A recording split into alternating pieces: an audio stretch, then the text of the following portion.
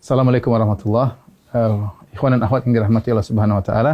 Subhanallah, Ramadan kali ini Ramadan spesial, bermunculan imam-imam baru yang sebagian di antara mereka mungkin tidak pernah menjadi imam tarawih seumur hidup. Namun pada kesempatan kali ini mereka harus menjadi imam demi untuk menegakkan ibadah di rumah-rumah mereka karena kondisi pandemi yang ada. Maka yang jadi masalah sebagian dari mereka tidak memiliki hafalan Quran atau hafalan Qurannya sedikit, tidak banyak. Kemudian juga banyak di antara mereka yang ingin bisa menghatamkan Quran dalam sholat tarawih, sementara hafalan Quran yang terbatas. Apa solusi yang diberikan? Maka di antaranya syariat membolehkan seorang sholat sambil membaca dari mushaf, dan ini dipraktikkan oleh Aisyah radhiyallahu taala anha di malam bulan Ramadan. Beliau radhiyallahu anha pernah menyuruh budaknya untuk menjadi imam sambil membaca dari al-mushaf.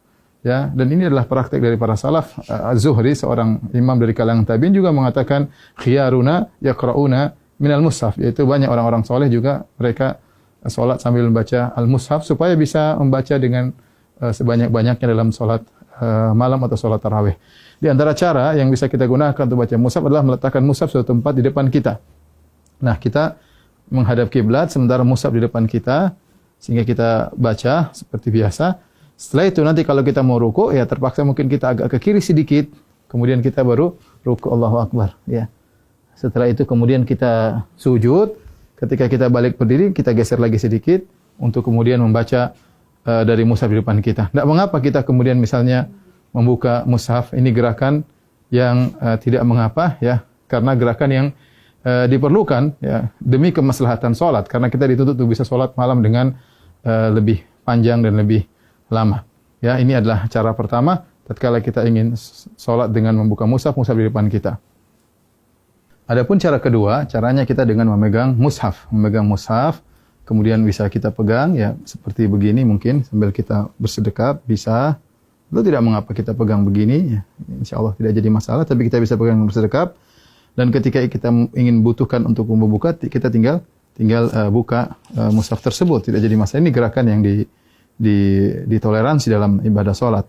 Nah, ketika kita ingin ruku atau ingin sujud, maka kita bisa meletakkan di meja seperti ini, baru kita ruku.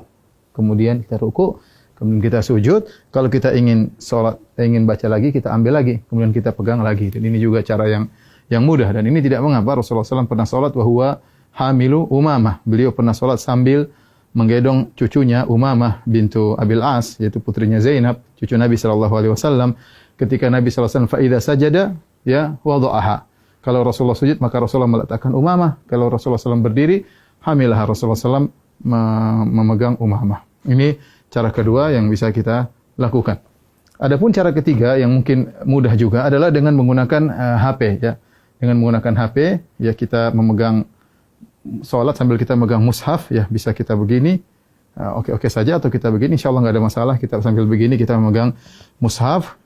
Ketika kita ingin ruku, maka tinggal kita masukkan di kantong, baru kemudian kita ruku dan salat seperti biasa. Nanti kalau kita ingin lanjutkan, tinggal kita pegang kembali, kemudian kita baca mushaf, terserah mau setengah juz, 1 juz, sepuas kita, dan ini gerakan yang ringan juga dengan memegang mushaf.